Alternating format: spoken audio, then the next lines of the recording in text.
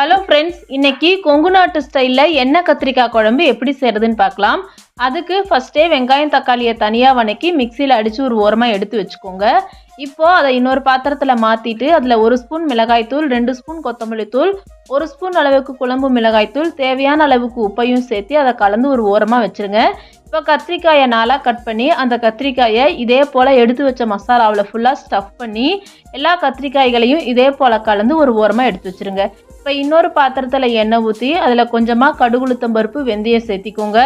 பூண்டு, வெங்காயம், வரமிளகாய், கருவேப்பிலை, கொத்தமல்லி இதெல்லாம் கொஞ்சம் ஆட் பண்ணிவிட்டு எடுத்து வச்சுருந்த கத்திரிக்காய்களை இந்த எண்ணெயில் போட்டு எண்ணெயிலேயே நல்லா ஃப்ரை பண்ணணும். எண்ணெயிலே நல்லா செவந்து வெந்து வரணும். அதுக்கப்புறமா தான் இதில் ஸ்பைசஸ் சேர்க்கணும். இப்போ நல்லா எண்ணெயில் வெந்து மேலே எண்ணெய் மிதக்க ஆரம்பிச்சிச்சு. இந்த ஸ்டேஜில் எலுமிச்சம்பழம் அளவுக்கு புளியை எடுத்து வச்சுருக்கேன். அந்த புளியை சேர்த்திட்டு ஒரு கொதி விட்டு இறக்குனீங்கன்னா சூப்பரான எண்ணெய் கத்திரிக்காய் குழம்பு ரெடி ஆகிடும்.